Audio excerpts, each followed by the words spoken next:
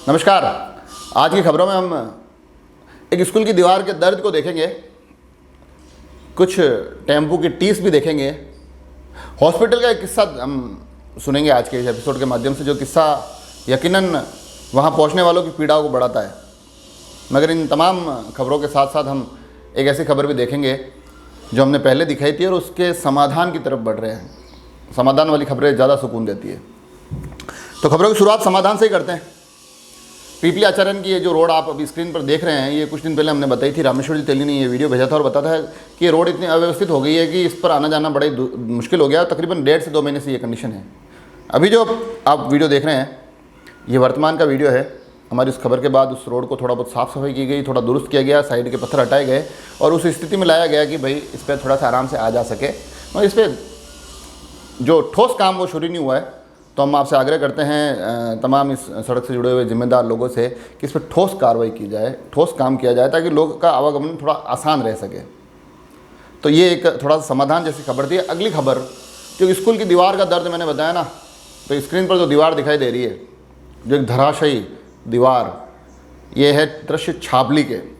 जब छापली सुनते हैं तो हमें महाराणा प्रताप याद आते हैं, हमें उस कण कण की गौरव गाथाएँ याद आती है, क्योंकि मेवाड़ के इस परिदृश्य में छापली का एक बहुत अहम स्थान है। तो उन गौरव गाथाओं से जुड़े हुए उस छापली, ये वहीं का दृश्य है। मगर जो ये स्क्रीन पर आप दृश्य देख रहे हैं, ये यकीनन गौरवशाली नहीं है।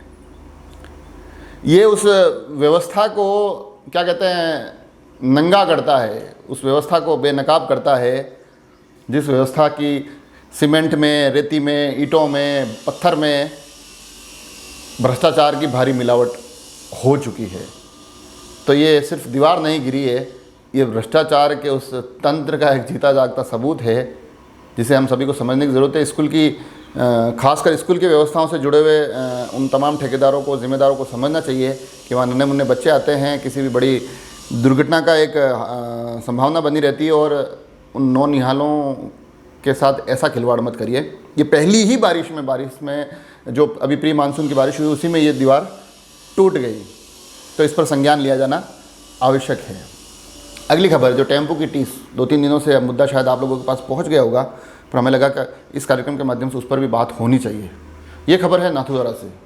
वहाँ पर काफ़ी अभी सौंदर्यीकरण का काम चल रहा है, तो काफ़ी लोगों को इधर उधर शिफ्ट किया जा रहा है।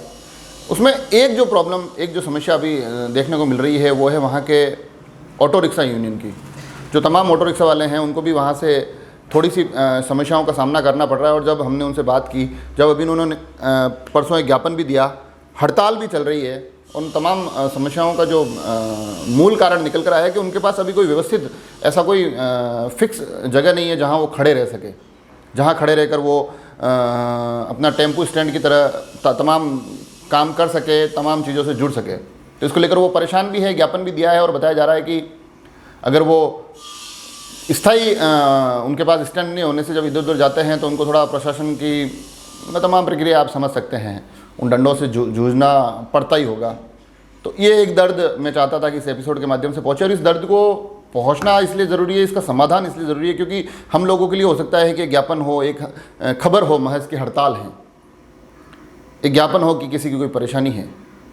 मगर यकीन मानिए, अगर वो ऑटो रिक्शा वाले अगर कुछ दिनों के लिए हड़ताल पर रहते हैं या 1-2 दिन वो नहीं काम पर जाते हैं, तो उससे हम लोगों को तो कितनी परेशानी होती है, मगर उन लोगों को व्यक्तिगत रूप से बड़ी परेशानी होती होगी, क्योंकि उनमें अधिकांश लोग वो है जो सुबह कमाते हैं और शाम को खाते हैं।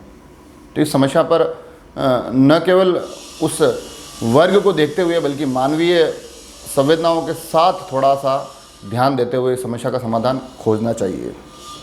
अगली समस्या, जो मैंने कहा ना कि हॉस्पिटल से जुड़ा हुआ किस्सा है, तो कुछ दिनों पहले मेरे पास एक मैसेज आया गौरव जी का, और किस्सा उन्होंने बताया आरके हॉस्पिटल का। उन्होंने कहा कि उनके कोई परिचित का एक्सीडेंट हो गया, तो वहाँ वो लेकर गए, और वहाँ जब वो लेकर गए तो वहाँ पता चला कि जाते ही कुछ एम्बुलेंस वाले उनके पास आए और उन्होंने उनको कहा कि यार इसका इलाज यहाँ मत करवाओ, आप इसको उदयपुर लेके जाओ। उन्होंने बाकायदा उनके मैसेजेस के माध्यम से उन्होंने मुझे बताया कि उन्होंने एम्बुलेंस वालों ने बाकायदा एक वहाँ के उदयपुर के एक हड्डियों के एक ऑर्थोपेडिशियन के हॉस्पिटल का जिक्र किया कि उस एक पर्टिकुलर हॉस्पिटल में लेके चलते हैं। और जब गौरव जी ने कहा नहीं मैं एक बार यहाँ आया हूँ, इसको एक बार थोड़ा बहुत चेक कराने दो, यहाँ इलाज एक फर्स्ट एड तो देने दो। तो उन्होंने बताया कि उनकी वहाँ जो तकरार हुई, वो तकरार की कंडीशन ये थी कि ऑलमोस्ट झगड़े जैसी कंडीशन पैदा हो गई। उसके बाद गौरव जी का कहना है कि मेरे साथ पेशेंट थे, मैं उनको लेकर ज़्यादा परेशानी में था। फिर मैं वहाँ से निकला और राजसमंद के किसी एक प्राइवेट हॉस्पिटल में गया और वहाँ बाकायदा बड़ी आराम से बिल्कुल व्यवस्थित तरीके से मेरा उस पेशेंट का इलाज हो गया। और इस तमाम प्रक्रिया में गौरव जी की परेशानी, उस पीड़ित की पीड़ा, इनके साथ साथ प्रश्न एक बहुत बड़ा खड़ा होता है कि ये जो इस प्रकार से किसी पेशेंट को किसी पर्टिकुलर हॉस्पिटल का पता बताते हैं, उस पर वहाँ जाने का दबाव बनाते हैं, तो इसके पीछे की किसी कहानी तक तो हमें पहुँचना होगा। अगर आप में से भी किसी के साथ ऐसी चीज़ें होती है तो आप हमें बताइए, हम कोशिश करेंगे कि बार बार इन चीज़ों को दोहराएं। उस कील को इतना उस दीवार में ठोके, इस विषय को इतनी बार उठाएं कि कहीं तो किसी के संज्ञान में आए, कहीं तो कोई सोचे कि आम आदमी के हिस्से में हम इन तमाम पीड़ाओं के साथ साथ ये नए तकलीफ़ों के मसाले क्यों डालते हैं। तो ये आज का एपिसोड था। इसके माध्यम से हमने कोशिश की है कि कुछ 3-4 समस्याओं को, उनके मानवीय पहलू भी हमने आप तक पहुंचाने की कोशिश की है, वास्तविक समस्याओं को भी आप तक पहुंचाने की कोशिश की, और आपको भी लगे कि आपके आसपास कुछ ऐसी चीज़ें हैं जो इस कार्यक्रम के माध्यम से सभी तक पहुंचनी चाहिए, तो आप तमाम लोग हमें भेज सकते हैं। हम आपके नाम के साथ वो खबरें दिखाएंगे और कोशिश करेंगे कि उन खबरों में, उन सुर्खियों में, उन समाचारों के समाधान तक पहुँचा जाए। जुड़े रहे राजसमंद एक्सप्रेस से। धन्यवाद।